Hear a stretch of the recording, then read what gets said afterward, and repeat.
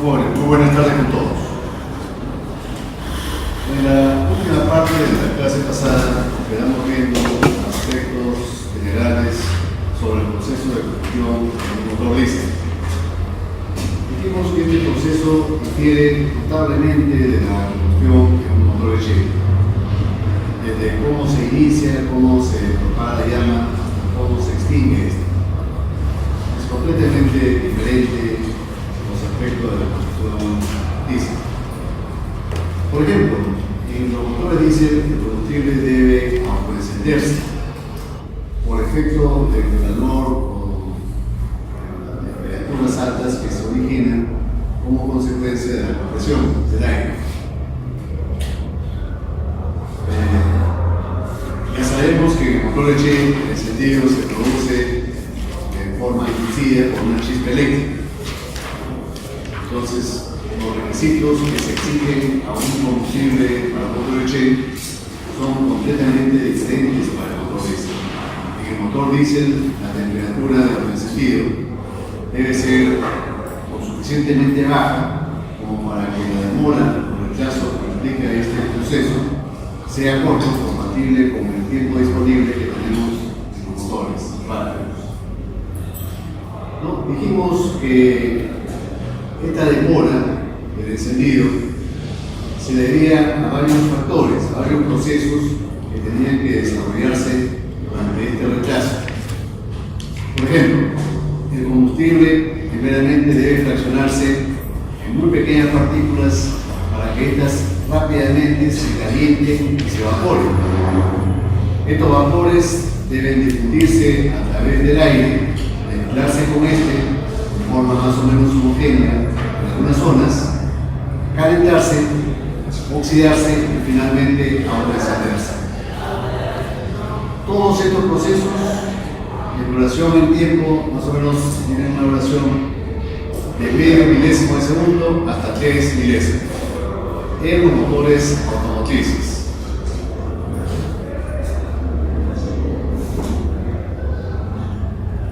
Entonces, para establecer los requisitos para el autoencendido, habíamos hecho el esquema del motor. Una cámara.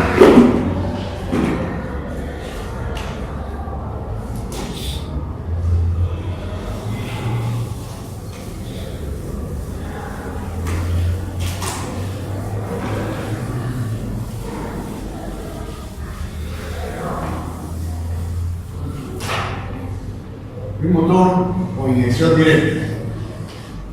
El combustible se inyecta directamente a la cámara, sin cámara auxiliar.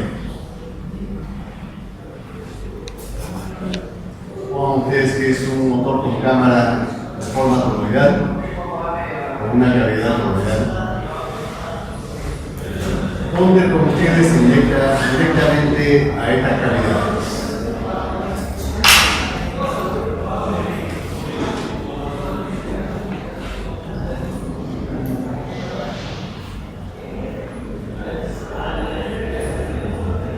Dos o tres dardos de combustible.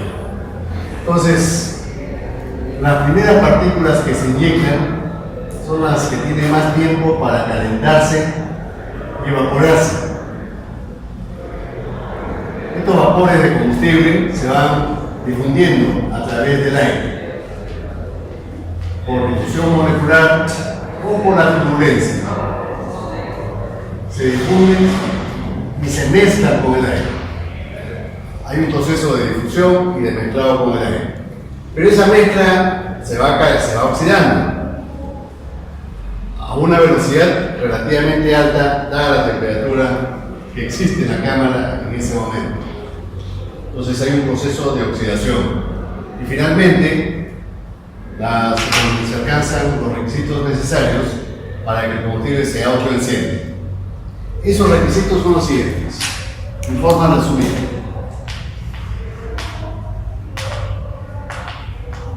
Primer requisito, que el combustible se haya vaporizado. Combustible en estado de vapor.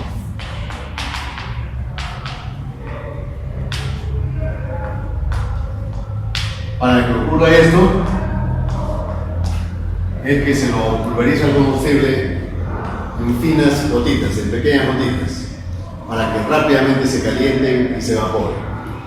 Segunda condición, que ese vapor se mezcle con el aire en determinadas proporciones, de tal forma que el alfa local, en algunos puntos de la cámara, se encuentre entre estos límites: alfa mayor que 0,3 y menor que 1,5.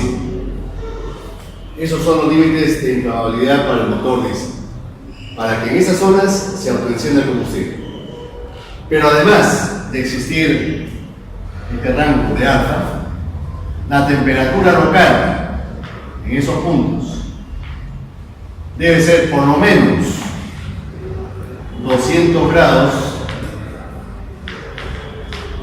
por lo menos 200 grados centígrados mayor que la temperatura de autoencendido, para que el tiempo de calentamiento sea lo suficientemente corto. Hay que tomar en cuenta que el rechazo del encendido, ¿cuánto dura?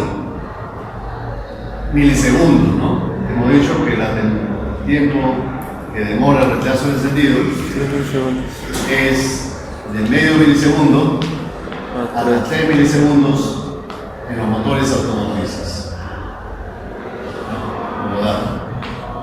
La temperatura de autoencendido de los petróleos, esta temperatura está entre 200 y 250 grados centígrados. Entonces, eso significa que el aire en los puntos donde se va a encender el combustible debe estar por lo menos a 400 o 450 grados para que se encienda el combustible con la suficiente rapidez. Ese delta de T puede ser menor de 200 grados centígrados. Pero ¿qué cosa implicaría eso? Que el combustible se va a quemar o se va a autoencender en un periodo más largo. Va a demorar más tiempo en autoencenderse el combustible. Y es posible que el autoencendido ya resulte muy atrasado, ya cuando el émbolo está bajando, está descendiendo en la carrera de expansión. Ya sabemos que eso no es útil ni conveniente, ¿no? El encendido debe producirse antes que el pistón llegue al punto muerto superior. Entonces, todo lo que está en el ECRA, encerrado en el lazo rojo, significa el periodo de rechazo del encendido, involucra los procesos de rechazo del encendido. Algunos son de naturaleza física y otros procesos son de naturaleza química. Lo que dura más son los procesos que tienen naturaleza física. Una vez que se produce el encendido, entonces recién comienza la combustión propiamente dicha. ¿Puedo seguir, por favor? Ahora, al inicio, el proceso de combustión tiene un carácter explosivo. El último que diga, que cierre la puerta, no la cierre por completo.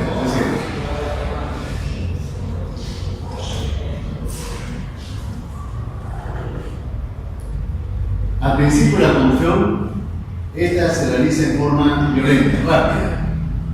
Se dice que tiene carácter explosivo, esa primera etapa de la combustión. Y eso significa que el combustible arde con mucha rapidez. ¿Por qué ocurre eso? ¿Por qué se desprende una gran cantidad de calor en la primera etapa de la combustión diésel? No ocurre lo mismo en la combustión H, ¿no es cierto? En la combustión H, la primera etapa prácticamente pasa desapercibida. El calor que se genera en la primera etapa de la combustión H prácticamente ni se siente. No hay ningún efecto mensurable en la cámara de combustión. En cambio, en la combustión diésel es lo contrario. En la primera etapa de la combustión, el combustible arde violentamente y eso genera un rápido crecimiento de la presión y de la temperatura. La pregunta es: ¿por qué ocurre eso? Tiene que ver algo. ¿Qué creen ustedes? A ver, yo voy a ayudar a responder. ¿Creen ustedes que tiene que ver algo con la cantidad de vapor que se forma durante el periodo de retraso al encendido para facilitar mejor la comprensión de eso. ¿Qué les parece si en vez de quemar petróleo quemaríamos queroseno? Sabemos que cuando un motor dice quema queroseno, trabaja con queroseno, el trabajo del motor es ruidoso, con golpeteo. Esto fue incluso una pregunta del examen parcial, ¿cierto? Cuando el motor dice trabaja con queroseno, el funcionamiento es ruidoso. Eso es sinónimo de que hay una explosión dentro del motor. Y esa explosión transcurre en la primera parte de la combustión, es decir, en la parte que está enlazada con verde. Entonces, ¿qué cosa ocurre cuando quemamos queroseno? Sabemos que el queroseno tiene un bajo número de cetano. ¿Qué cosa significa esto? ¿Que se autoenciende con facilidad o con dificultad? ¿Qué dicen? A ver, usted, ¿qué está con el lapicero? Pensando. Segunda columna, ¿qué está ahí? El siguiente. Respondan nomás, no importa que se equivoquen. Recuerden que ustedes son alumnos, ustedes pueden equivocarse. Perdón, no le escucho bien. Con mayor facilidad. ¿Qué dice usted primero? El que está grabando. Pero procuren pensar. Dicen, no automáticamente respondan no sé. Dicen, repito, ustedes son estudiantes y se pueden equivocar. Tienen esa ventaja de poder equivocarse. Solamente procuren pensar. ¿No es cierto que el queroseno se compone de cadenas más cortas de hidrocarburos? Porque el queroseno es más ligero que el diésel 2. ¿Me pueden decir por lo menos sí o no? Sí. Sí. Entonces, si la cadena es más corta, ¿no es más compacta y más difícil de romperse químicamente? Si a esa cadena la comparamos con una rama de un árbol, ¿no es cierto que las ramas cortas son difíciles de romper? En cambio, una rama larga, yo la puedo quebrar con suma facilidad. Es como una tiza. Si la tiza es muy chiquita, va a ser bien difícil que la rompa, ¿no? Pero si la tiza es grande, con suma facilidad la voy a quebrar. Al queroseno le pasa exactamente lo mismo. Como sus cadenas son más cortas, es más difícil que se autoencienda. Y entonces, ¿eso qué va a implicar? Que la demora por el rechazo del encendido va a ser mayor. Entonces, si el periodo de rechazo es mayor, hasta que aparezca el autoencendido, la cámara se va a llenar de más vapor. Cuando aparezcan los puntos de encendido, la cámara va a estar llena de vapor. ¿Y qué cosa ocurre en ese momento? Todos los puntos, que son la mayoría, que cumplan esas condiciones, se van a autoencender en simultáneo. A ver, el último que haya llegado, por favor, abre la puerta. Y entonces, ¿qué cosa ocasiona? Un abrupto aumento de la presión. Porque en la cámara se ha llenado de vapor de queroseno. Porque el periodo de retraso ha sido largo. Y además el queroseno es más volátil que el diésel 2. ¿Se ha entendido? ¿Basta que digan sí o no? Sí. Entonces, una vez que aparecen los focos encendidos, al principio, como acabo de decir, se produce una explosión o una combustión muy rápida, con un elevado aumento de la presión y de la temperatura dentro de la cámara. Eso va a ser audible. Externamente nosotros vamos a poder escuchar eso. Pero después la combustión paulatinamente se va volviendo cada vez más lenta. Eso no significa que la combustión haya terminado. Por el contrario, la temperatura puede seguir aumentando, pero va a aumentar con lentitud. ¿Está bien? y la cantidad de calor que se genere cada vez va a ser menor. ¿Recuerdan ustedes un ejemplo que puse al inicio del curso, cuando propuse, como ejemplo por supuesto, traer un balón de gas de GLP y estando todo cerrado, yo abría la válvula del balón, pero previamente había instalado encendedores eléctricos que los podía accionar a distancia con control remoto? ¿No es cierto? Cuando yo hago el encendido de esa mezcla de aire con GLP en estado vapor, es esperable que se produzca una explosión al inicio. Mientras mayor sea el tiempo que se haya acumulado el GLP estando la válvula abierta, la explosión va a ser más fuerte. ¿No es cierto? No da lo mismo que haya dejado escapar 2 minutos que el escape sea de media hora. Entonces al inicio la combustión va a ser explosiva. En el motor también, al inicio de la combustión diésel, la combustión tiene carácter explosivo. Pero una vez que arde esa parte del vapor que se ha acumulado en la cámara durante el retraso, continúa la combustión. En el salón de clases, por ejemplo, continuaría la combustión de las cortinas, del pupitre, de las carpetas, el tablero de sus carpetas, el ecran, no sé, todo lo que es combustible. Pero eso ya no genera ruido, ¿no es cierto? Y el aumento tampoco ya no va a ser explosiva la combustión, cada vez va a ser más lento, cada vez va a ser más dificultoso quemar el combustible. ¿Por qué? Porque el salón, en el caso del salón, se va a llenar de humo y la cámara también se va a llenar de producto de la combustión.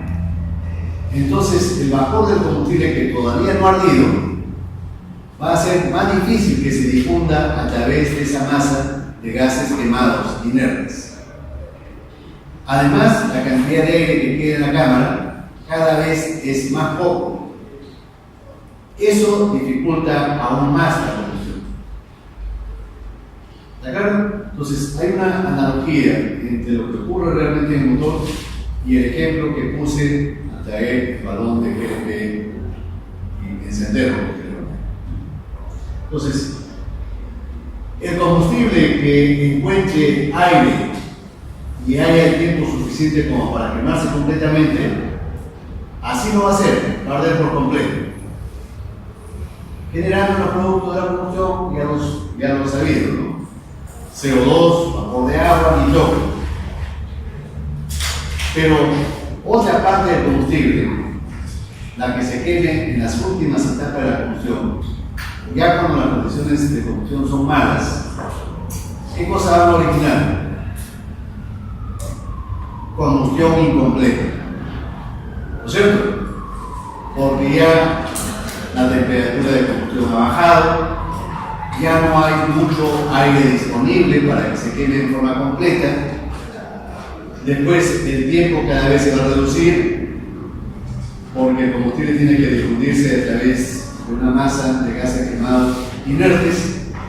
Es decir, cada vez las condiciones se van a ir empeorando cada vez más. Esto obviamente va a provocar combustión incompleta. ¿Qué cosa se genera durante la combustión incompleta del motor diésel? En el motor HE lo que se genera son monóxido y hidrocarburos. Y en el motor diésel, ¿acaso en los productos de la combustión se encuentra monóxido? Muchas personas y muchos alumnos creen que sí. Pero el motor diésel, las emisiones de monóxido son ínfimas. Pueden apuntarlo si quieren. En la combustión del motor diésel, en la base de la combustión, el monóxido casi es inexistente. ¿Por qué? Porque en el motor diésel siempre hay exceso de aire. El requisito para la emisión de monóxido es que falte aire. Pero en el motor diésel siempre hay exceso de aire. Entonces, ¿en qué se manifiesta? ¿Cómo se manifiesta la combustión incompleta en el motor diésel?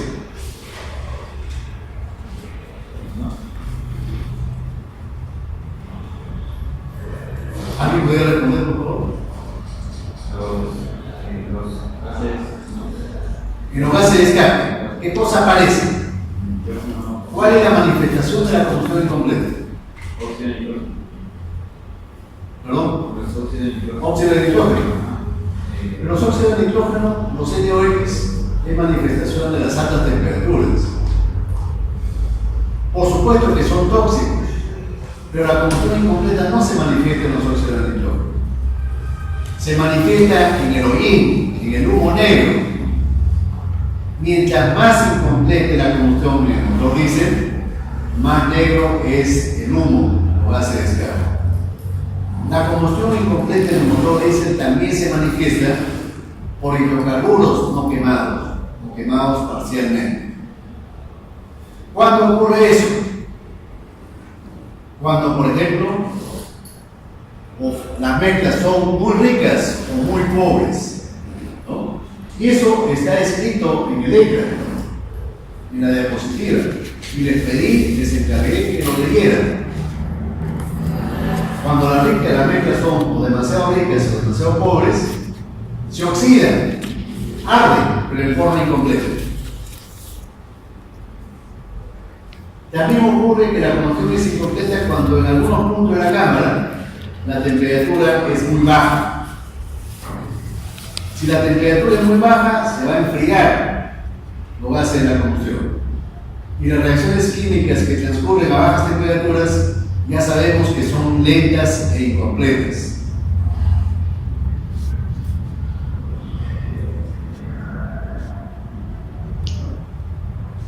Recordemos que el hollín se forma por un mecanismo llamado craqueo térmico. Recuerden que el hollín se forma por un mecanismo que se llama craqueo térmico. En el craqueo térmico, el combustible se descompone por acción del calor, pero en ausencia del oxígeno.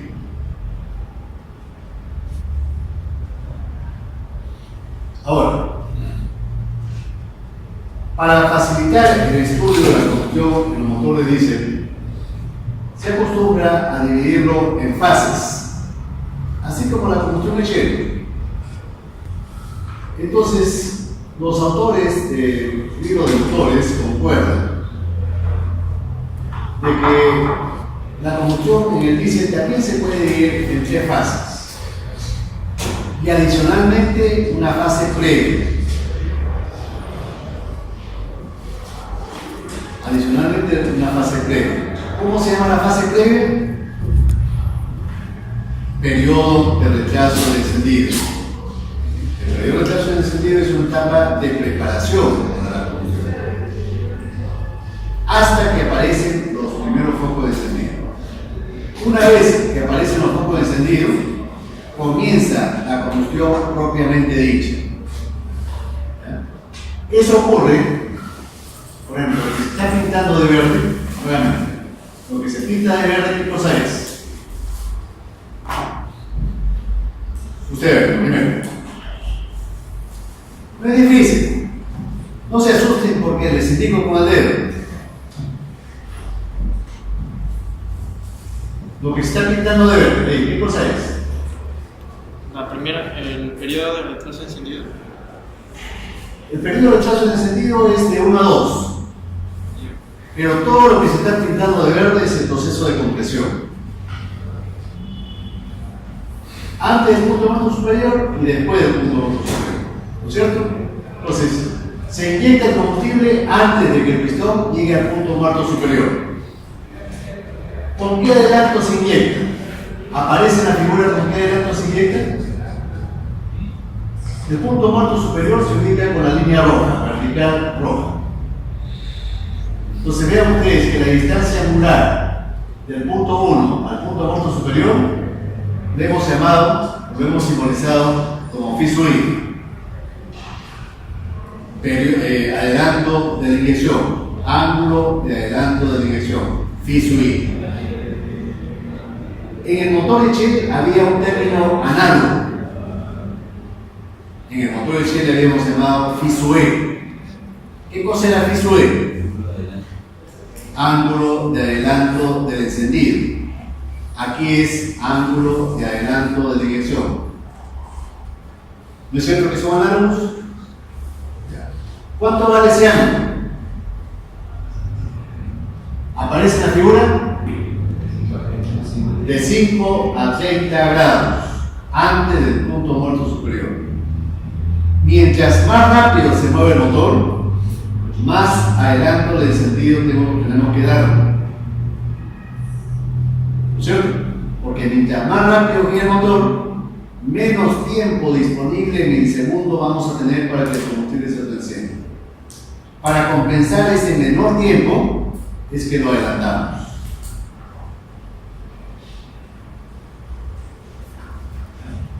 Ahora, ¿cuánto dura el rechazo, el periodo de rechazo del encendido? ¿Aparece en la figura? ¿Cuánto dura el periodo de 1 a 2 en grados? Sí aparece. ¿Cómo se simboliza? Teta I.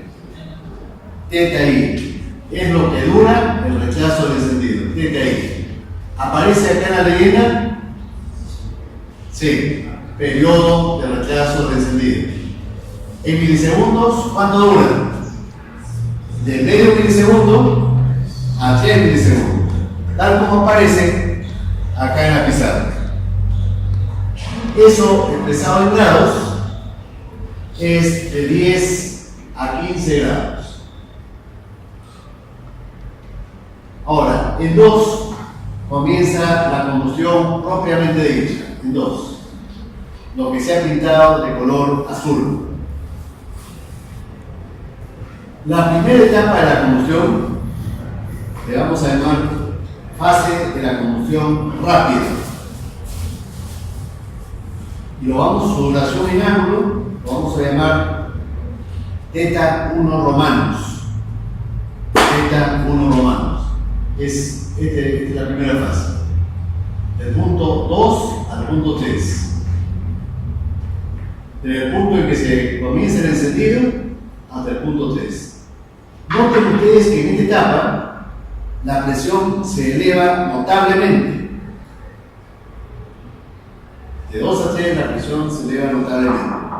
¿Por qué se eleva notablemente la presión de 2 a 3? Porque en esa etapa se quema todo el vapor que se acumuló en la cámara durante el periodo de retraso del encendido. Casi todo ese vapor arde simultáneamente. Por eso que la presión crece rápidamente de 2 a 3, de forma explosiva. Esa etapa es la que genera el ruido. Esa etapa es la que genera los mayores esfuerzos en el motor, de 2 a 3. Ahora, en la parte alta del diagrama se ha dibujado también cómo cambia la temperatura. Eso que se ha pintado de color anaranjado amarillo es durante la compresión. Pero sabemos nosotros que en el punto 2 el combustible comienza a arder. Entonces eso también debe provocar un rápido crecimiento de la temperatura. Y efectivamente vemos que hasta el punto 4 la temperatura crece rápidamente.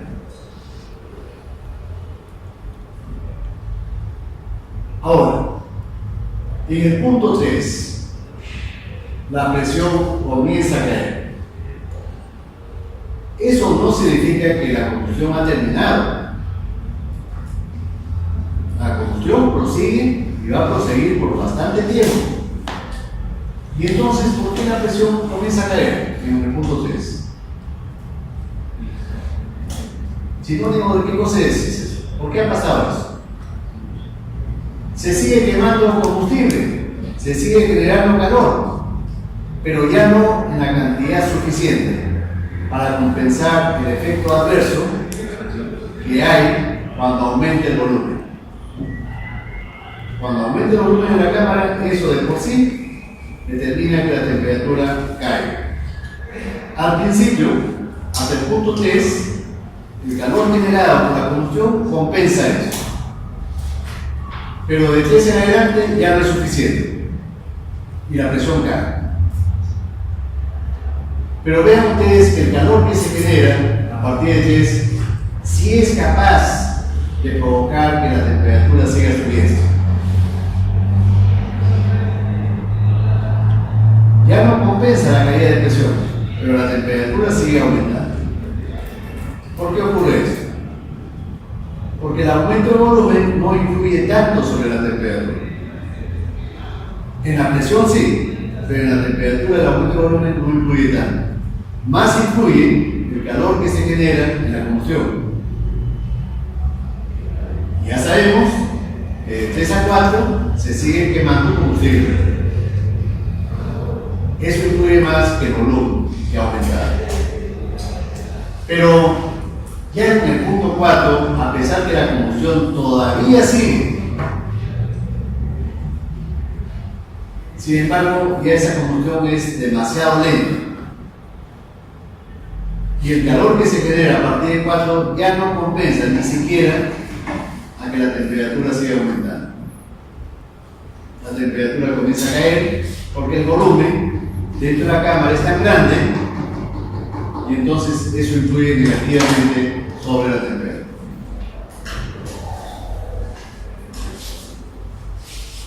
Vean ustedes las duraciones de las fases. De esas 3 fases que he mencionado, la más larga es la última,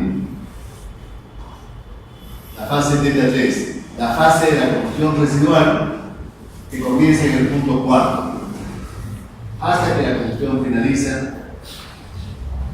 Esa es la fase residual. ¿Cuánto dura la fase residual? De 70 a 80 grados. De 70 a 80 grados. Es una fase larga. ¿Qué cosa hemos dicho cuando las reacciones químicas duran mucho? ¿La combustión acaso es eficiente? No. Una combustión larga atenta contra la eficiencia de la combustión. La combustión, para que sea eficiente, tiene que ser rápida, corta. Otro aspecto, no es cierto que esa fase residual transcurre ya con bajas temperaturas de la cámara, ya cuando los gases de la combustión no están tan calientes y no se han enfriado notablemente.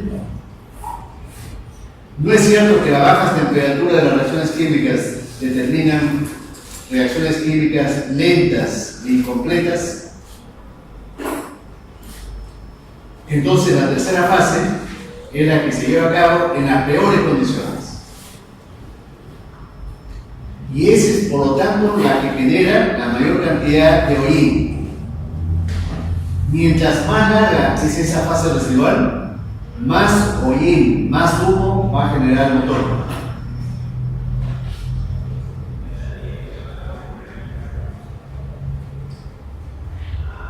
Noten ustedes que la fase de la combustión rápida es la que debe estar centrada con respecto al punto muerto superior, porque es la más rápida, porque se genera una gran cantidad de calor. ¿Cuánto de calor se genera en la primera fase? De 35 a 70%. Es la fase donde se quema más combustible. Por lo tanto, a esa fase tenemos que darle prioridad. Esa es la fase que tiene que estar ubicada cerca del punto muerto superior. ¿No es cierto?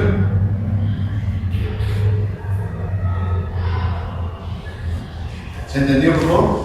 Sí. Ahora, no solamente muestro cómo cambia la presión y la temperatura, también estoy agregando estas curvas que están acá abajo.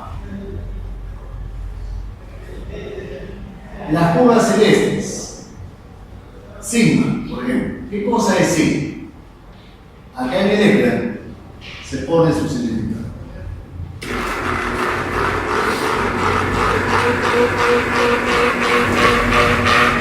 Le vamos a llamar a sigma fracción del combustible inyectado o coeficiente de suministro. Fracción del combustible inyectado o coeficiente de suministro. Sigma, como es un coeficiente, como es una fracción, Al inicio de la inyección vale 0, obviamente. Y a medida que se va inyectando, va aumentando hasta llegar al valor de... Cuando finaliza la inyección, ¿cuánto vale sigma? Considerando que sigma es una fracción. 1. Al final de la inyección, sigma vale 1. ¿Cuál es el final? Este punto. Noten ustedes que la inyección se prolonga a veces hasta después del punto muerto superior. Mientras más combustible inyecto, el final de la inyección se posterga más y se traslada hacia el lado derecho de la curva, hacia la expansión. Si yo disminuyo la carga, bajo la inyección del combustible y el sigma final se corre hacia la izquierda. Claro, si aumento la carga, el sigma final se traslada a la derecha. Y si bajo la carga, el sigma final se traslada hacia la izquierda. Ahora, también muestro la derivada de sigma con respecto a phi. Pero ya sabemos que derivarlo con respecto a phi es lo mismo que derivarlo con respecto al tiempo. ¿Qué cosa significará, por lo tanto, esa derivada?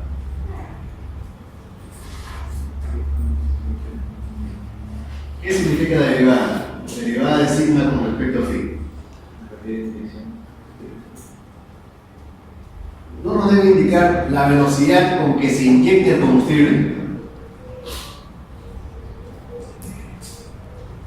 Ese curva de acá es la velocidad con que se inyecta el combustible.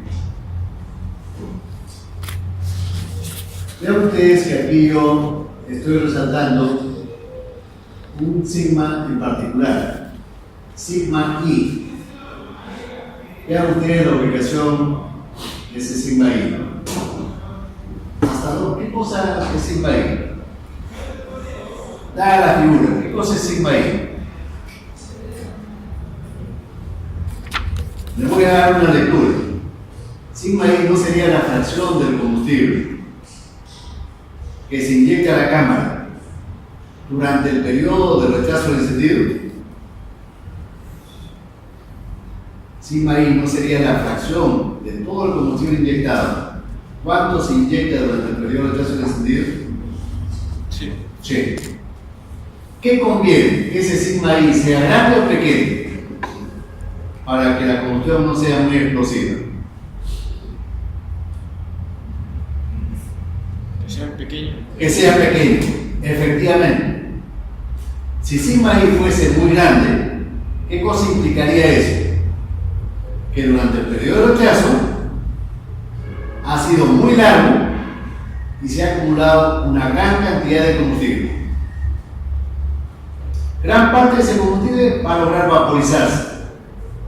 Y si se logra vaporizar, cuando aparezca el autoencendido, todo ese vapor va a arder en simultáneo. Si una gran cantidad de vapor se quema en simultáneo, eso genera una combustión más explosiva. ¿Está claro? Entonces, lo que conviene es que sigma I tenga el menor valor posible. En ese periodo se debe inyectar lo suficiente, solamente para que se encienda, no más. Si yo exagero y quemo una mayor cantidad de combustible, entonces la combustión al inicio va a ser explosiva. Esa explosión no solamente es ruido, sino también que esfuerzos mecánicos en el motor. La presión PZ se va a disparar, se va a elevar más todavía.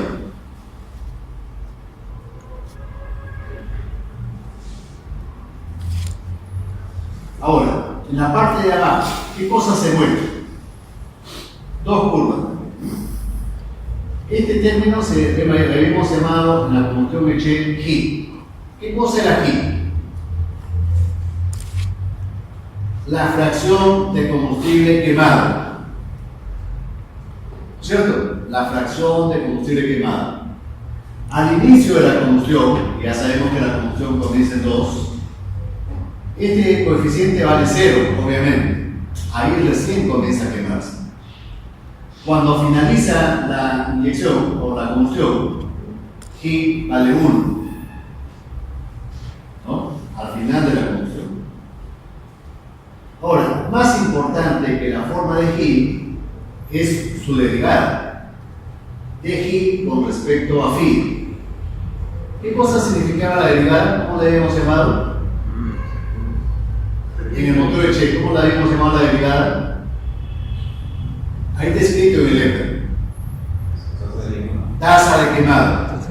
¿Qué cosa nos indica la tasa de quemado? Efectivamente, la rapidez con que se quema el combustible. Y nosotros queremos, sí queremos que el combustible se queme lo más rápido posible. Noten ustedes cuál es la forma de esta derivada. En la combustión en Che no era así. En la combustión en Che era más o menos simétrica, se parecía a una campana. Aquí vean ustedes que el máximo está sesgado al lado izquierdo. Es decir, la máxima velocidad de quemado se produce en la primera fase de la combustión, en la fase de la combustión rápida. Es lógico que sea así.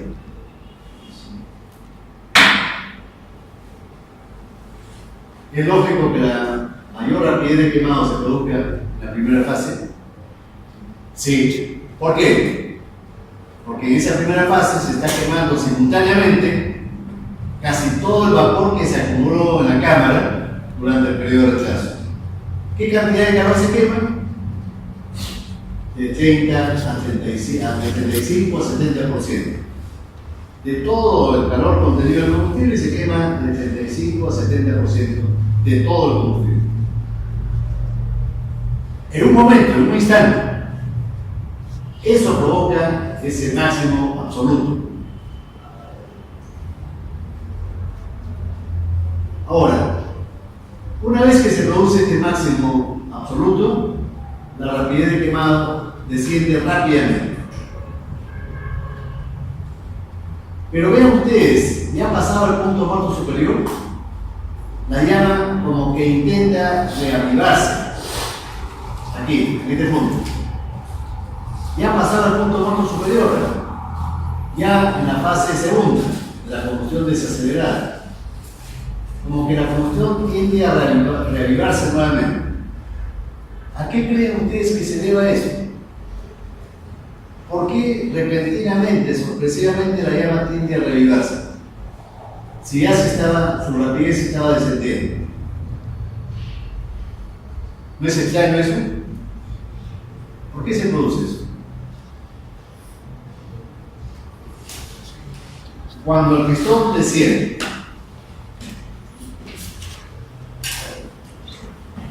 nosotros tenemos una cámara así, a partir del punto muerto superior. Supongamos que la cámara es así, como lo había dibujado antes, y el pistón desciende. Aquí en el centro de la cámara se está produciendo la combustión, pero ya en forma lenta. Pero todavía no ha participado el aire que está en esta zona. Y en la combustión no ha participado todavía ese aire que está en esa zona. Pero cuando el pistón desciende, se forma un squish inverso. ¿Ya? A ver, un squish hacia esas zonas para llenar esos espacios vacíos. Y entonces, esa mezcla que le estaba faltando aire, repentinamente encuentra aire fresco en estas zonas. ¿Y cuál es el efecto? La llama se reaviva, porque le estamos proporcionando aire fresco que ya le estaba faltando. Claro, el pistón sigue bajando y ahí sí la combustión se frena totalmente hasta que se apaga la llama. no debería reflejarse una temperatura con un pequeño pico que genera un pequeño salto. Sí, por eso, miren, es decir, en la segunda fase, este pequeño incremento, que como que le llaman, trata de reactivarse, vemos que significa que se sigue generando calor y que eso provoca que la temperatura máxima se consiga en el punto 4. No se consigue justamente en este punto, es un poquito después. Siempre estos fenómenos de transferencia de calor son inerciales, ¿no? Demoran. Hasta el punto 4, ese calor que se genera es suficiente como para que la temperatura siga subiendo. En el punto 4 se sigue generando calor, pero ya en muy pequeña cantidad. Y ya no se compensa el efecto negativo de que el pistón ya está bastante bajo. El volumen dentro de la cámara es bastante grande. Y entonces la temperatura también baja simultáneamente. Noten ustedes que al igual que en la combustión H, la presión máxima se logra de 10 a 15 grados después del punto muerto superior. Ya sabemos que con ese ángulo se maximiza la conversión de presión en torque. Si ese ángulo de 10 a 15 grados, si el ángulo phi de PZ fuese menor, por ejemplo 5 grados, ¿qué significaría? ¿Cómo sería el diagrama phi? Ya sabemos que si la presión máxima se acerca al punto muerto superior, a este punto, por un lado eso es ineficiente, pero además la presión máxima se dispara. ¿Y eso qué significa? Esfuerzos mecánicos que son absorbidos por el mecanismo Viera-Manivela, finalmente por los cojinetes. ¿Cuándo se puede producir eso? ¿Cuándo puede ocurrir ese riesgo de que la presión máxima se ha acercado mucho al punto muerto superior? Por ejemplo, cuando el punto 1, cuando el momento de la inyección lo adelanto demasiado. Adelanto demasiado la inyección. Lo corro hacia la izquierda del punto 1. Comienzo a inyectar prematuramente. Eso va a ocasionar que la presión máxima se logre antes, más cerca del punto muerto superior. Claro que si lo adelanto demasiado, ¿qué cosa significaría en la práctica? Que estoy inyectando el combustible en un aire demasiado frío. Eso va a prolongar tanto el periodo de retraso que de repente ni aparece el autoencendido. Inyecto, pero no arde. No se autoenciende. Todo lo que inyecté sale en el escape. Por gusto.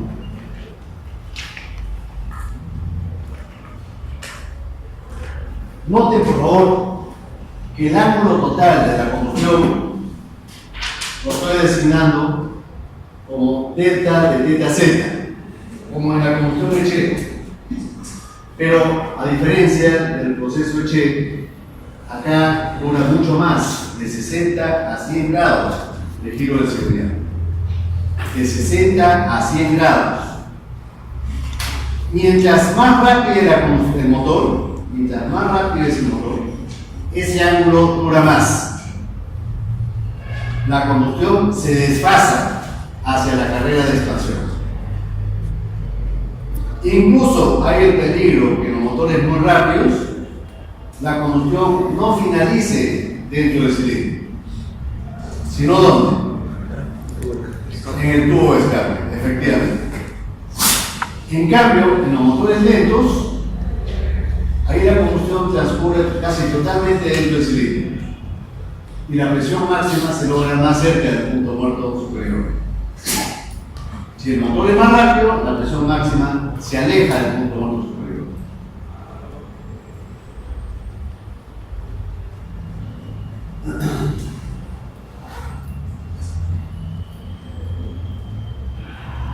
Noten ustedes cuánto dura la inyección. De 20 a 45 grados. Y vean ustedes con qué adelanto estoy inyectando. De 5 a 30 grados. Supongamos que el adelanto de la inyección fuese 30 grados antes del punto muerto superior. Es decir, yo inyecto 30 grados antes de que el pistón llegue al punto muerto superior. Y supongamos que yo conozco que la inyección va a durar 45 grados. Eso significa que la inyección prosigue hasta 15 grados después de que el pistón ha pasado por el punto muerto superior. ¿Se entiende eso? ¿No se entiende? A ver, traten de entenderlo, lo voy a repetir. Supongo ustedes que el adelanto de la inyección fuese 30 grados. Es decir, el punto 1 se ubica 30 grados antes del punto muerto superior. Y yo también conozco que la inyección dura 45 grados. Desde aquí hasta aquí. 45 grados. Si la inyección comienza 30 grados antes, ¿dónde finaliza esta? 15 grados después del punto muerto superior. ¿Ya? Entonces vean ustedes, la función está avanzando, puede proseguir hasta 15 grados después del punto muerto superior, cuando alcanzamos la presión máxima. Hasta cuando alcanzamos la presión máxima. Si yo aumento la carga, estoy atrasando el final de la inyección. Si yo bajo la carga, estoy adelantando el final de la inyección.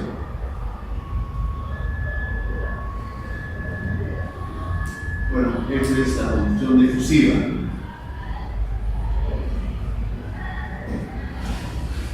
Ahora,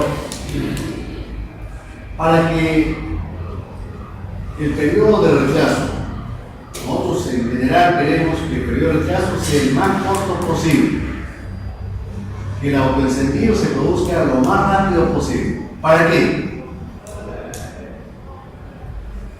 Para que el funcionamiento del motor sea lo suficientemente suave y silencioso, sin golpeteo.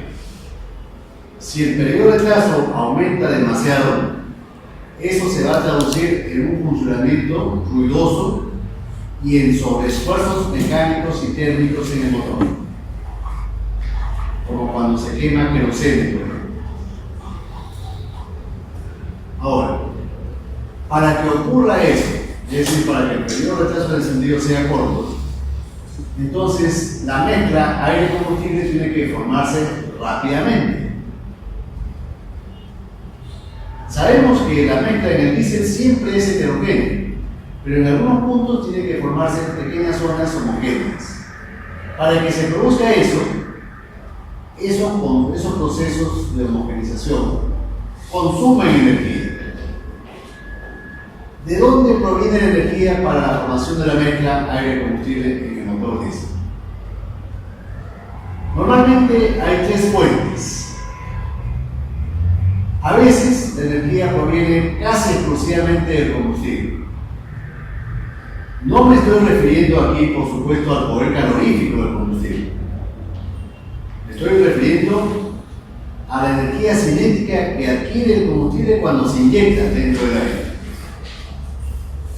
Mientras mayor sea la presión de inyección, obviamente eso va a repercutir en una mayor velocidad y en una mayor energía cinética con que el combustible penetra al aire. Y eso, por supuesto, ayuda a homogenizar la mezcla aire-combustible. Eso ocurre normalmente en los motores diésel, grandes, lentos. En los motores diésel grandes y lentos, la turbulencia del aire prácticamente es inexistente. La turbulencia no ayuda a homogenizar la mezcla en los motores grandes y lentos. Pero cuando los motores son más pequeños, por ejemplo motores automotrices, entonces la velocidad genera turbulencia. Y la turbulencia obviamente ayuda notablemente a homogenizar la mezcla aire-combustible. Ya no requiero de tanta presión de inyección en motores pequeños, porque cuento con la ayuda notable de la turbulencia del aire. Y además tenemos la energía calorífica de las paredes. Mientras más calientes estén las paredes del motor, entonces más fácil va a ser que la mezcla se autoencienda. Más fácil va a ser que se forme una mezcla homogénea y que el combustible reúna los requisitos como para que se autoencienda. ¿No es cierto? A diferencia del motor diésel, en el motor Eche, deberíamos tener cuidado de que en las zonas más alejadas de la bujía no hayan puntos calientes. ¿Cierto? ¿Recuerdan ustedes que los expulsores se encargaban de eso? De refrigerar, evitar que la mezcla en la zona más alejada se recaliente, porque si esa zona alejada se recalentaba, ¿qué cosa ocurría? Si la zona más alejada de la bujía se recalentaba, ¿qué podía ocurrir? La detonación. La detonación. Acá no, acá por el contrario, queremos que a propósito hayan algunos puntos muy calientes para que ahí se autoencienda, ayude a facilitar la mezcla aire-combustible. Entonces, resumiendo, en los motores grandes y lentos, la energía para la formación de la mezcla proviene casi exclusivamente del combustible. Por eso que en estos motores se había que inyectar el combustible con muy alta presión. ¿Por qué? Porque en estos motores el aire dentro de la cámara está casi quieto, no tiene casi turbulencia, y entonces ese factor no ayuda para nada en el mezclado con el combustible. En todos los motores es útil y es importante que algún punto de la cámara esté caliente para que se facilite el autoencendido. Es muy interesante este diagrama de distribución de temperaturas de un motor con cámara toroidal, como el que he dibujado en la pizarra. En esta figura se muestra cómo son las temperaturas dentro del pistón. ¿Qué se nota? ¿Dónde se produce la temperatura máxima? ¿Qué parte de la cámara está más caliente durante la compresión? En la punta del toroide, ¿no es cierto? En la parte central de la cavidad. Y además, en estas salitas vivas, vean ustedes, acá también la temperatura es 300. Y en esta punta también es 300.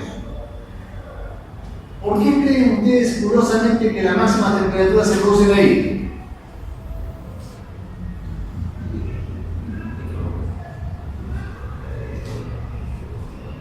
¿Por qué esas son las zonas que se calientan con mayor intensidad y con mayor rapidez?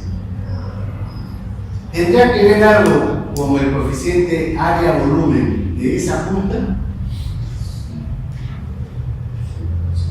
¿No es cierto que las zonas, los cuerpos delgados y puntiagudos, son los que se calientan o se enfrían con mayor rapidez? Y entonces, que la cámara de combustión del motor diésel tenga esa punta, ¿es casualidad acaso? Es a propósito, para que durante la compresión esa punta ayude al autoencendido, facilite el autoencendido. ¿Está claro?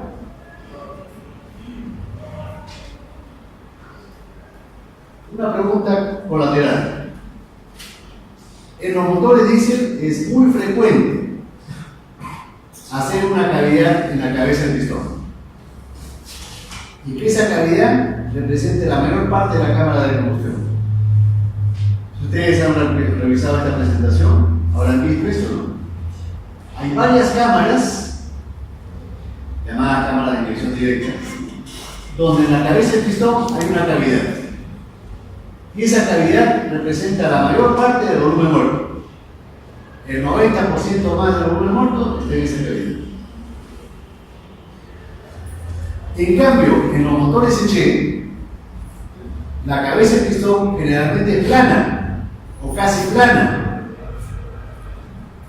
¿Es casualidad eso?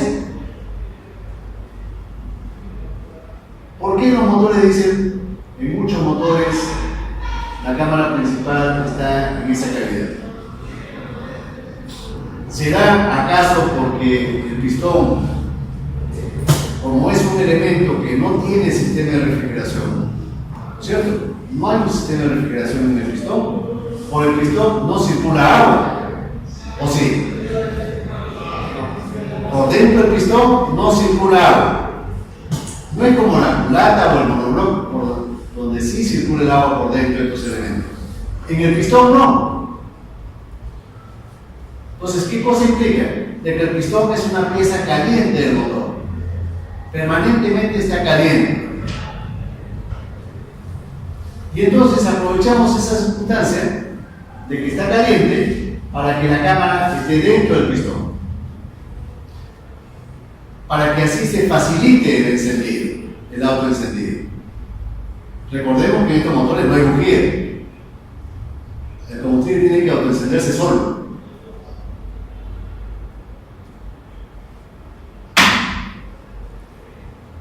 Aviso para 2 personas.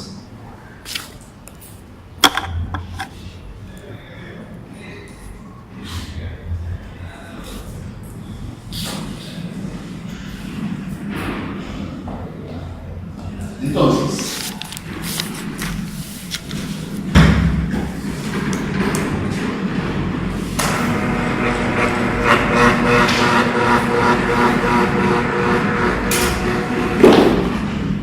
voy a hacer un cuadro comparativo.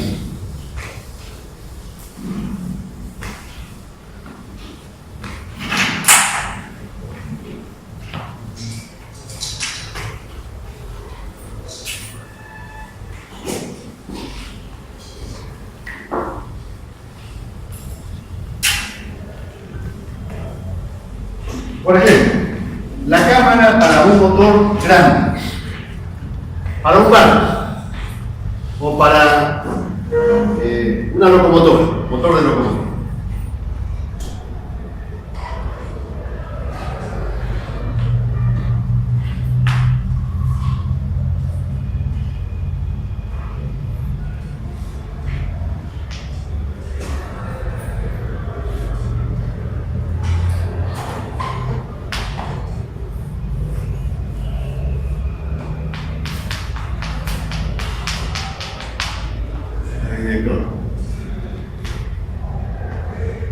Y si yo hago un corte transversal a la altura de la cámara, voy a ver esto.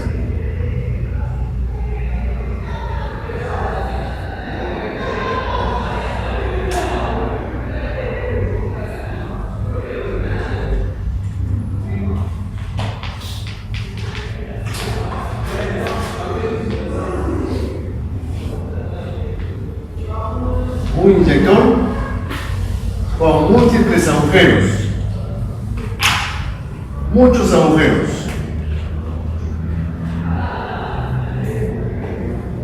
Estos son los chorros del combustible.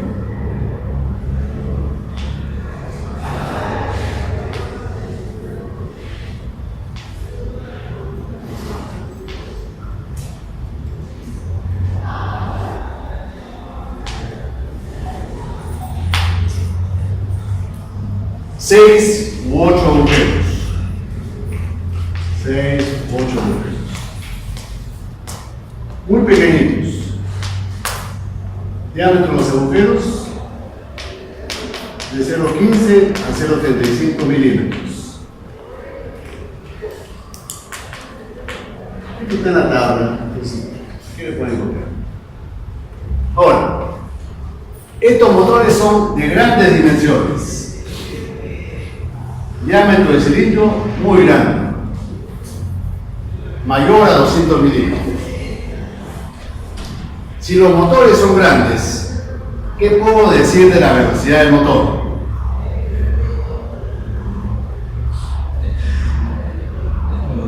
Lento. Un motor lento, con velocidad mínima. Si la velocidad es mínima, ¿esto generará turbulencia? No. No, casi cero. Entonces, no cuento con la turbulencia del aire. Pero yo tengo que formar la mezcla en toda la cámara, aprovechar todo el volumen de la cámara. Si dejo espacios vacíos, estoy desaprovechando, estoy mal utilizando el aire disponible. Es por eso que los inyectores tienen que tener una gran cantidad de agujeros. No cuento con la turbulencia del aire para que lo distribuya. Si hubiese aire, si hubiese turbulencia, entonces la turbulencia deforma los chorros, los deforma, los agranda y hace que la distribución sea más homogénea. Pero aquí no tenemos esa ayuda. ¿Está claro? Solamente contamos con la presión de inyección. Una presión de inyección muy alta, hasta 2000 bares de presión. 2000 bares.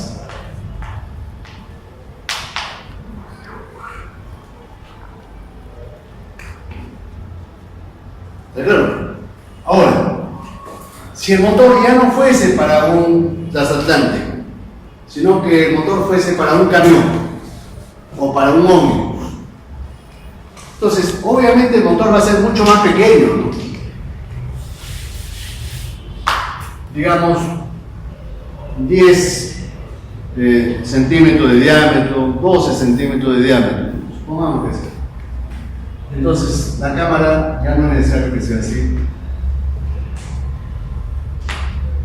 sino le ponemos expulsores más grandes. Aquí había expulsores, pero insignificantes. Le puedo poner expulsores más grandes. Y la profundidad de la cámara también la puedo agrandar. Voy a hacer una cámara turbeada.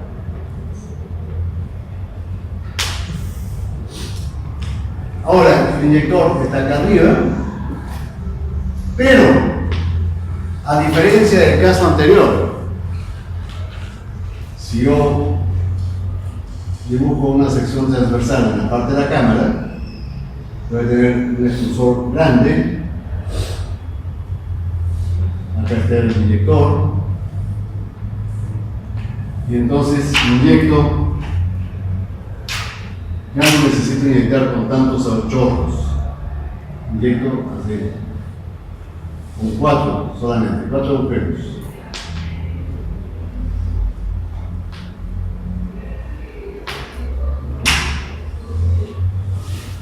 Pero ustedes me dirán, ahí todavía hay espacios vacíos, ¿no? Aire que no estoy aprovechando al máximo. Pero de eso se encarga la turbulencia. Como el diámetro de estos motores es menor que en el caso anterior, la velocidad en consecuencia es mayor. Si la velocidad es mayor, esto genera más turbulencia. Y entonces yo puedo hacer que los expulsores sean más grandes para aprovechar mejor la turbulencia. Y entonces esto me va a generar un squish intenso, potente. Y además cuento con el swirl. Squish y swirl. Y ese efecto de la turbulencia, ¿qué cosa va a hacer? Que el aire trate de entrar a la cámara, a esa cavidad, así. Esto de anaranjado es el aire.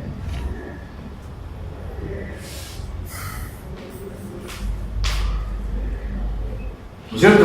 ¿Y cuál es el efecto sobre los chorros de combustible? Lo va a deformar y esa deformación va a hacer que se llenen los espacios vacíos que había. La turbulencia deforma los chorros y se llenan los espacios vacíos. Y es por ese motivo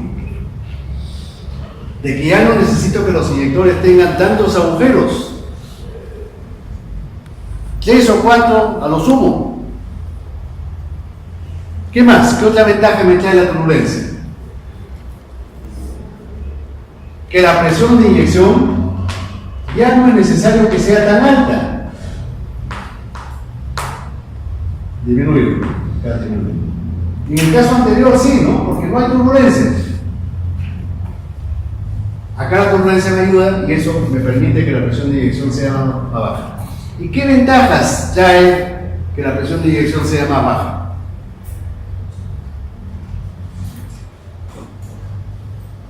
Que el sistema de inyección no necesite ser tan potente y tan preciso. Las holguras dentro del sistema de la bomba de inyección pueden ser más grandes. Y si las holguras son grandes, el proceso de manufactura no es tan caro. Si el proceso de manufactura no es tan caro, el sistema vale menos. Todo eso me ha permitido la mayor turbulencia del aire. ¿Está claro? Sí. Si en un motor grande se pusiera un sobrealimentamiento, se crease un sistema de sobrealimentación, ¿no compensaría en cierta parte ese hecho de que se necesita un sistema de inyección robusto? Sí. Es decir, en los motores grandes, por supuesto que también se puede emplear la sobrealimentación. La pregunta de usted, compañero, indica si eso no compensa la falta de turbulencia. Por supuesto que sí la compensa en parte.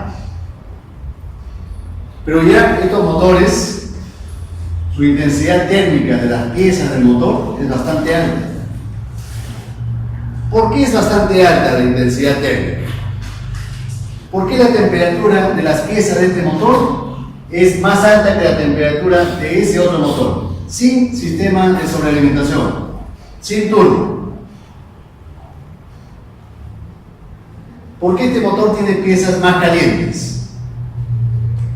Vamos a analizarlo. A ver, ustedes me ayudan. Si yo considero que la cámara de combustión es esta, la cámara de combustión, ¿cómo es la relación área-volumen de toda la cámara con respecto a la otra? ¿Grande o pequeña? Grande. Pequeña. Los cuerpos grandes pierden menos calor por unidad de volumen que los pequeños. ¿Recuerdan un adulto y un niño? ¿Cuál perdía más calor por unidad de volumen? El niño. El pequeño. Ese sería el motor pequeño. No. Entonces, esto es menor que allá. Si esto es menor, ¿qué pasa a la pérdida de calor al refrigerante? Es menor. También disminuye. Entonces, pérdidas por refrigeración son pequeñas, solamente por este factor. Pero no es el único factor.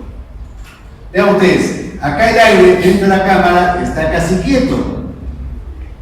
¿Qué significa casi quieto con respecto al H convertido? Este coeficiente H. H es función de Reynolds. Y el Reynolds es función de la velocidad. Si la velocidad es baja, el Reynolds es bajo y el H es bajo. El H convectivo es pequeño en estos motores grandes. ¿Qué implicancia tiene esto sobre la pérdida de calor hacia el refrigerante?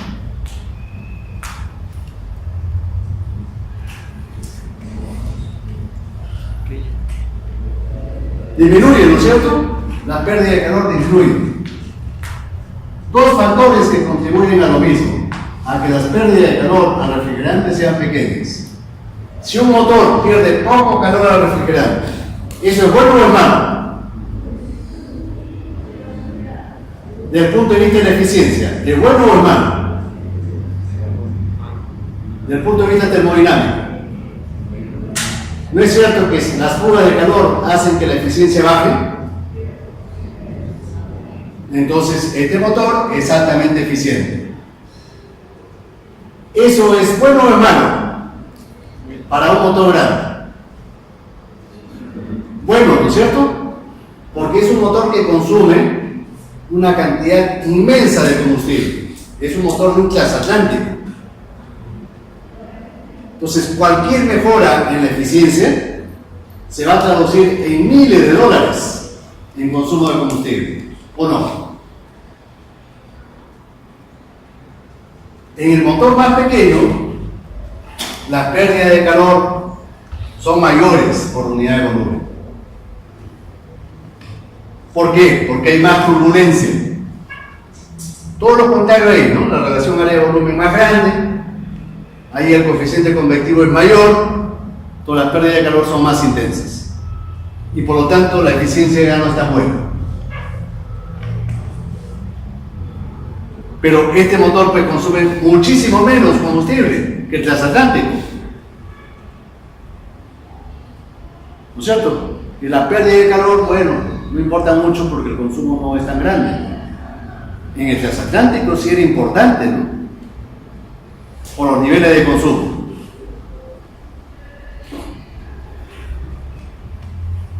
Ahora, si el motor fuese de automóvil o de combi, motor diésel,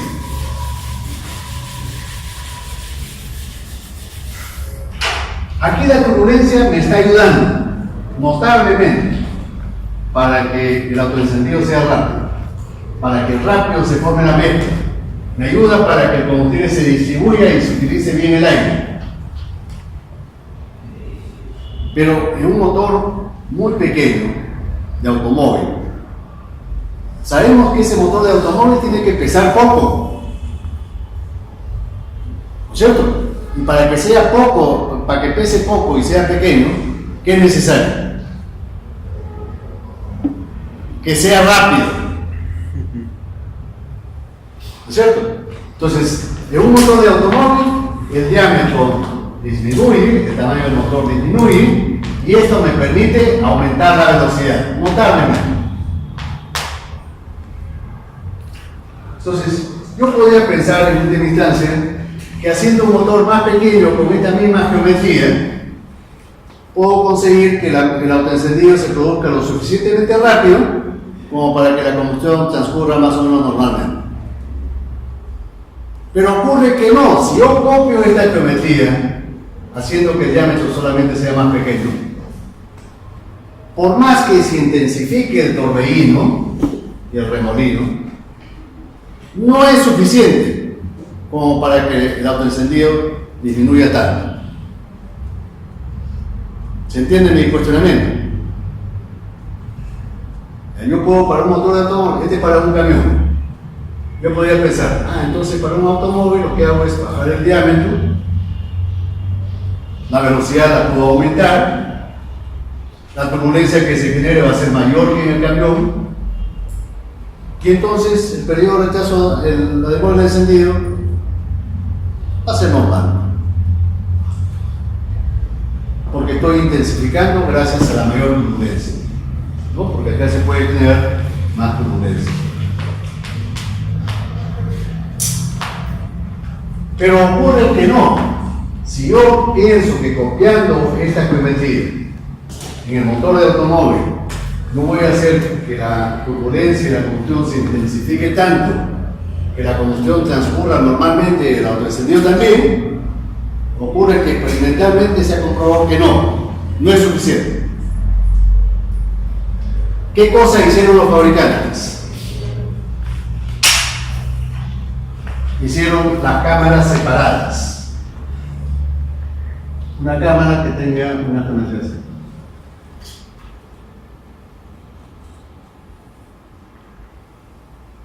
Un pistón con cabeza plana y una cámara auxiliar. Y el inyector en la cámara auxiliar.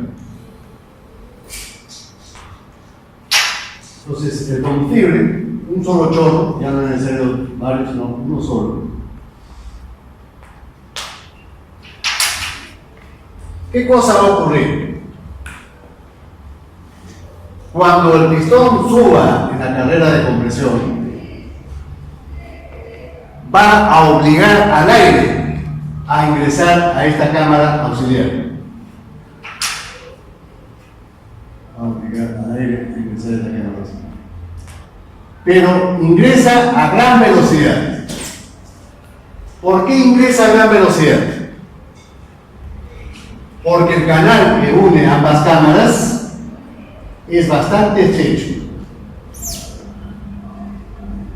ese canal que une ambas cámaras es bastante pequeño. Entonces el flujo se acelera y genera un vórtice muy intenso. ¿Y qué efecto tiene ese vórtice muy intenso sobre el chorro?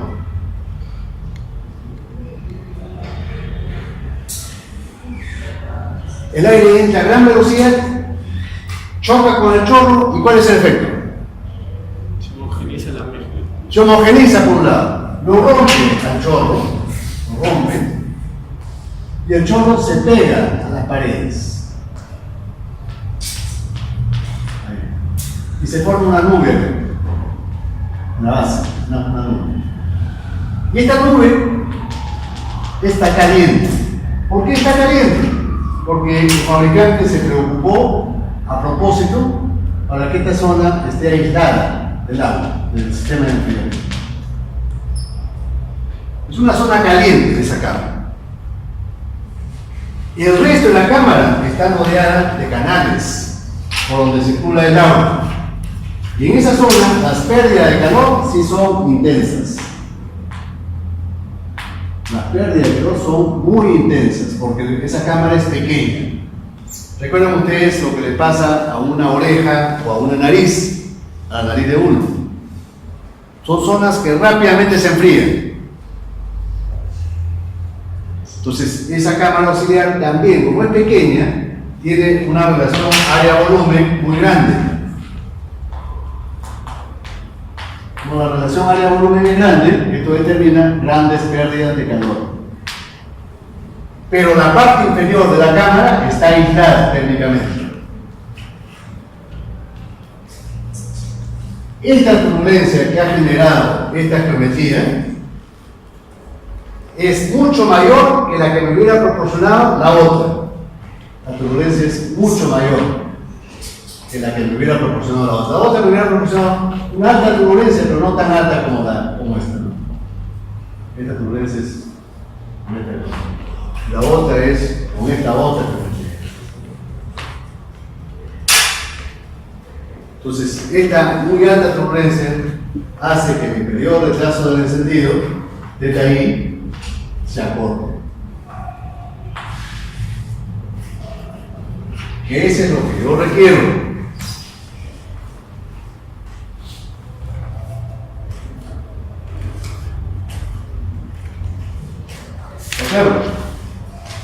Ahora, ese inyector de la cámara auxiliar del automóvil o de la combi solamente tiene un solo agujero de grandes dimensiones. Ya la presión de inyección es un parámetro secundario. En los motores de transatlántico la presión de inyección era un parámetro muy importante. Pero en el motor de la combi, el sistema de inyección pierde importancia. Y eso es bueno o es malo. Es bueno. ¿Por qué? Porque eso me permite abaratar el costo del sistema de inyección. En un motor diésel, la bomba de inyección tiene un precio alto. Con respecto al precio del automóvil, tiene un precio significativo.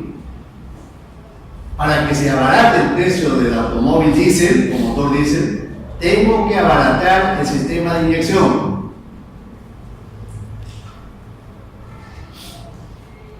Si el sistema de inyección se haría con la tecnología del sistema de inyección del transatlántico, ese motor de automóvil o ese automóvil, en vez de costar $15,000, costaría $50,000, $60,000. ¿Quién compraría ese automóvil? Nadie, ¿no?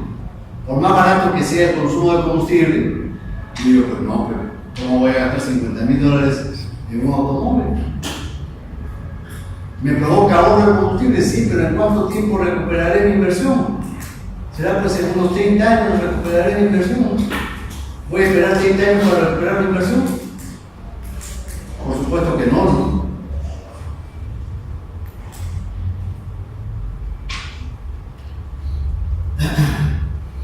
Vean ustedes acá, ¿no? En la diapositiva. Este es el motor que representa. El motor del automóvil. Hay un un elemento auxiliar, este elemento que sobresale aquí, que también se puede ver seguramente acá, el elemento 3. Ese elemento 3 se le llama bujía de incandescencia. Bujía de incandescencia. No es una bujía de electrodos. Esa bujía es un alambre de nicrón. Un alambre que durante el arranque en frío del motor lo conecto directamente a la batería para que ese alambre se ponga rojo. Y poniéndose rojo facilito el encendido al inicio, en el arranque. Una vez que el motor arrancó, lo desconecto de la batería para que la batería no se malogre o para que el alambre no se queme. ¿Está bien? Ahora, ustedes, la pregunta que les voy a hacer: ¿por qué es necesario en este tipo de motor, es imprescindible la presencia de esa bujía de incandescencia? ¿Creen ustedes que esto es sinónimo que estos motores en el arranque siempre es difícil? ¿Que me hace imprescindible poner esa bujía? Parece lógica la respuesta, ¿no? Positiva, la respuesta sí. Y entonces significaría que estos motores pierden mucho calor en esa cámara auxiliar. ¿Y por qué se pierde mucho calor por esa cámara auxiliar? Por las razones que anoté en la pizarra. ¿Cuáles eran esas razones? Una cámara auxiliar pequeña que tiene una relación área-volumen muy grande y además ubicada en la culata. La culata está llena de cavernas y conductos por donde pasa agua. No es como el pistón. El pistón es un elemento que no tiene refrigeración. La culata sí. Entonces, en un motor de automóvil yo sacrifico la economía del combustible, con la simplicidad constructiva que me va a demandar este tipo de motor y de cámara. La geometría, el sistema de inyección barato, entonces se justifica. No importa que no sea muy eficiente, pero el motor y el automóvil no me han costado 50.000. Me han costado 14.000, precio estándar, normal. ¿Me animo por comprar este motor y este automóvil? Por supuesto que sí, porque sé que además voy a ahorrar combustible. Los motores diésel son más económicos que los motores de gasolina. Me cuesta casi igual, pero cuando lo use voy a ahorrar en combustible. ¿No es atractivo eso? Por supuesto. Quizás cueste un poco más que el motor de Chevy, pero no mucho más. Bueno, acá en el esquema también han puesto bujía de incandescencia para esta cámara de inyección directa, pero esto no es imprescindible. El elemento 3 para este tipo de cámaras no es imprescindible. En las cámaras separadas o de inyección directa sí es imprescindible el elemento 3.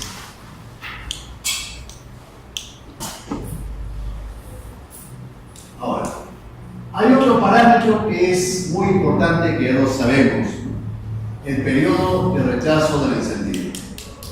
¿Qué hemos dicho con respecto a la duración de este periodo de rechazo? ¿Qué cosa es lo conveniente? ¿Que sea grande o sea pequeño? Pequeño. Mientras más pequeño, mejor. ¿Por qué? Porque eso va a significar un trabajo del motor sin ruido y con bajos esfuerzos mecánicos y térmicos. Más bajo es ese periodo, más suave es el funcionamiento, menos esfuerzos. Ya saben ustedes que los esfuerzos están ligados con el desgaste y con la vida útil del motor. Ahora, ese periodo de retraso, ¿qué factores lo determinan? ¿Qué factores son los que influyen sobre ese periodo de retraso? ¿Qué cosas indican en eléctrico? El primer factor, a ver, para no parar, es el número de cetano. ¿Es razonable ese factor? Si el número de cetano aumenta, ¿el encendido se produce con más facilidad? ¿Sí, no? Y viceversa también. Si yo utilizo, por ejemplo, queroseno, que tiene un número de cetano de 40, en vez de tener 50, no estoy dificultando el encendido, y eso significa que el periodo de retraso aumenta cuando yo utilizo queroseno. Otro factor, PC y TC. La presión y la temperatura en el momento en que inyecto. En el momento en que inyecto el combustible. Mientras más alta sea la temperatura en el momento que yo inyecto el combustible, ¿no creen ustedes que eso facilita el encendido? ¿No es cierto? Porque el combustible se va a calentar más rápido, se va a vaporizar más rápido si la temperatura del aire es caliente. ¿Y cómo hago para que TC aumente? Por ejemplo, con motores de mayor relación de compresión. Si aumento epsilon, aumenta PC y TC.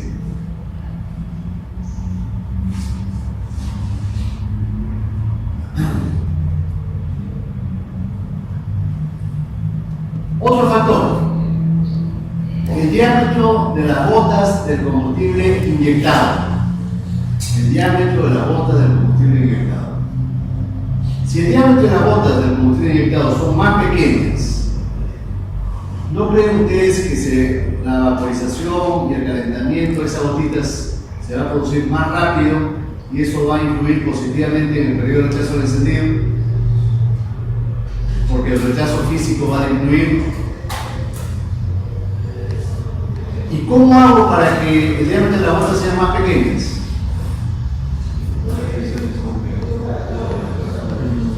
Más presión. Aumento la presión de inyección. Pero aumentar la presión de inyección significa utilizar sistemas de inyección más caros, más precisos, con menos holguras entre sus partes internas. Eso significa encarecer el producto, encarecer el motor. Se justifica en motores grandes, pero en motores de automóvil no, porque eso va a encarecer el costo del automóvil.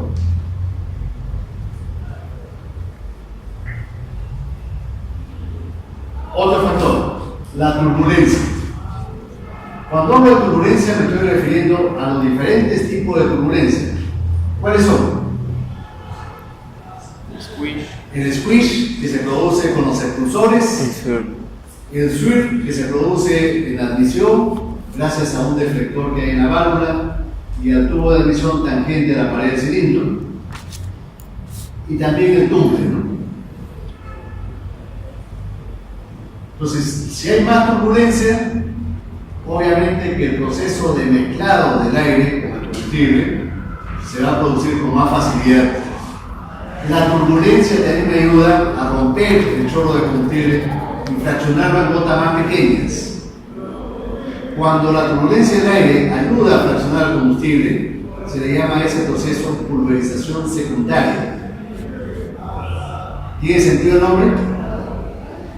Cuando la turbulencia rompe el chorro de combustible y lo fracciona en gotitas más pequeñas, a ese proceso se llama pulverización secundaria.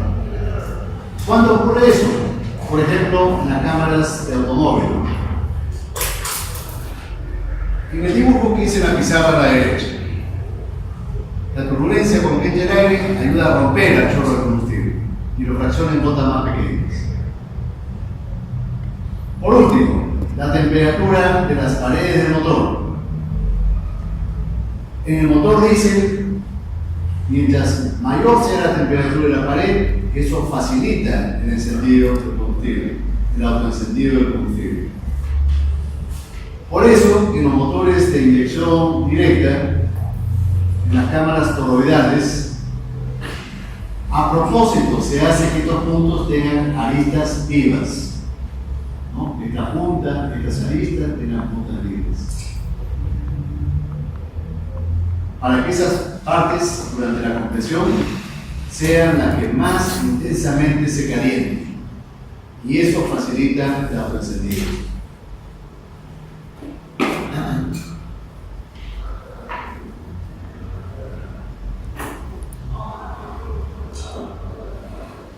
En esta tabla hay parámetros, los diferentes parámetros del motor y de la combustión que comparan estos valores para diferentes cámaras. Las tres primeras cámaras, yendo de izquierda a derecha, son cámaras llamadas de inyección directa. Una sola cámara principal. En la inyección directa solamente hay una sola cámara principal, esta, que se ubica entre la cabeza del pistón y la base de la culata. Generalmente gran parte de esta cámara se ubica en una cavidad dentro de la cabeza del pistón. Ya he comentado que el pistón es un elemento que permanentemente está caliente.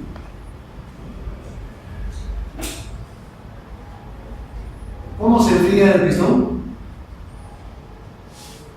La clase pasada dije que todos los elementos del motor sin excepción tienen que enfriarse un poco, ¿no? Es un mal necesario. Hablé de la bujía, cuando hablaba de la bujía, ¿no? Hasta la bujía tenía que enfriarse. Acá el pistón también tiene que enfriarse un poco. Pero por el pistón no puedo hacer circular agua. ¿Cómo se enfría el pistón? Un poquito tiene que enfriarse. Para que no se vaya a fundir. Si no, se puede fundir, ¿no? Si va a irlo por completo, se funde. Primeramente, por abajo, por la falda del pistón, hay una neblina de aceite. Aceite del cárter. Y el aceite está a menor temperatura que la temperatura de combustión, obviamente. En los motores sobrealimentados, incluso desde el cigüeñal, sale un chorrito de aceite que incide en la base del pistón, en la falda del pistón. Pero eso es en los motores grandes sobrealimentados. Ese cigüeñal, por supuesto, va a ser mucho más complejo, ¿no? Con ese agujero por donde circula el aceite. Entonces, los pistones se enfrían por conducción a través de los anillos. Gran parte del calor sale por los anillos hacia el monobloque. Por conducción, por contacto directo, sólido con sólido.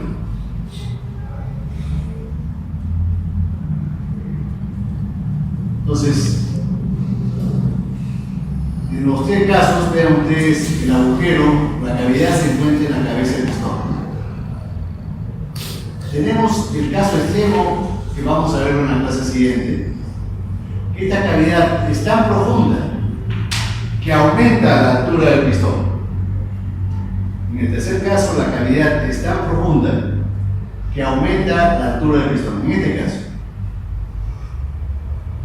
Y si la altura del pistón aumenta, ¿qué le pasa a la masa del pistón? Intuitivamente. No, si con respecto me refiero a este caso, ¿no? Acá la profundidad del pistón de la cavidad es pequeñita, ¿no? No necesito que el pistón tenga mucha altura. Acá vean ustedes la cavidad es profunda, y entonces necesito que el pistón tenga bastante altura. ¿En qué va a incidir eso? ¿No incide en la masa del pistón? Claro, ustedes la respuesta que algunos me dieron es porque habrán pensado que esa cavidad es hueca. Entonces, si le hago un hueco ahí, estoy disminuyendo la masa. Pero no me refiero a esa pregunta. En general, cuando la altura del pistón aumenta, entonces es lógico pensar, por lo menos yo lo pienso así, que la masa del pistón para su tamaño, comparativamente con el tamaño, aumenta. Cuando el pistón es plano, como el caso de arriba, entonces el pistón es delgadito, no puede ser grande, pero comparativamente con respecto a su tamaño, no pesa mucho. ¿Y qué efecto tiene la masa sobre la inercia de ese elemento? No hay mayor inercia. Para acelerarlo y para frenarlo no se gasta energía. Entonces, esa masa o esa inercia limita la máxima velocidad de un motor. Estos motores que son rápidos podrían ser más rápidos si el pistón no tendría tanta profundidad. Claro, esto tiene su razón de ser. Esto no es así por gusto. Bueno, entonces si queda tiempo, queda tiempo. ¿Qué más podemos hacer? ¿Hay alguna pregunta, jóvenes? ¿Ha estado clara la explicación? Con respecto al diagrama inicial, ¿está claro? ¿O hay alguna duda? Es normal que hayan dudas porque es primera vez que ustedes ven un diagrama de este tipo. ¿Todo está claro? Cuando en la fracción de combustible supera, no se esperaría con la línea, porque el profesor de laboratorio que cuando eso supera, se producía el empalamiento. No, el empalamiento se produce, el empalamiento es un régimen anómalo del motor. ¿Ya? Debemos en principio evitar que el motor se embale. Pero el embalamiento, ¿cuándo se produce? Cuando nosotros tenemos el acelerador pisado a fondo o la palanca de aceleración de la bomba puesta en su máxima posición y repentinamente la carga desaparece, la carga externa desaparece. Por ejemplo, yo tengo el pedal de un camión, por ejemplo, que está subiendo una cuesta. Para que suba la cuesta, piso el pedal a fondo. Pero de repente no me di cuenta que en un momento determinado el camino tiene una caída y no reaccioné con la suficiente rapidez. Si el gobernador falla y mi reacción es lenta, entonces yo voy a seguir pisando el pedal. Pero cuando ya no es necesario, porque la gravedad está acelerando el motor, en la subida está perfectamente justificada. Pero ya cuando tenemos la gravedad a favor, deberíamos haber quitado el pie del pedal inmediatamente. O debería haber un mecanismo que corte el combustible cuando hay la bajada. Si no hay ningún mecanismo y mi reacción es lenta, ahí se embala el motor. No hay ninguna carga externa que frene al motor y el motor se embala. Su velocidad en ese embalamiento excede lo previsto por el fabricante y entonces se embala. Quizás el profesor quiso decir que estando el pedal a fondo, el suministro de combustible es máximo y ahí se quedó. No, profe, cuando estás hablando de válvula, de bomba, Sí. y el ejemplo es porque hay un dispositivo Que corta. que corta para evitar el... Ese es el gobernador. Eso lo acabo de mencionar. Y cuando hay embalamiento es que ese gobernador ha fallado. O si no tuviese gobernador, entonces significa que mi reacción ha sido muy lenta. No me he dado cuenta que la pista de repente ya estamos en bajada. Y mi pie sigue pisando el acelerador a fondo. Para evitar esto, en los motores hay un mecanismo llamado gobernador. Ese gobernador se encarga que si no hay carga externa, automáticamente ese mecanismo corta el combustible para que el motor no se embale. No pretendo que con esa explicación usted lo entienda perfectamente, porque no ha visto el gobernador. Pero la explicación literal sí debe entenderse, ¿no es cierto?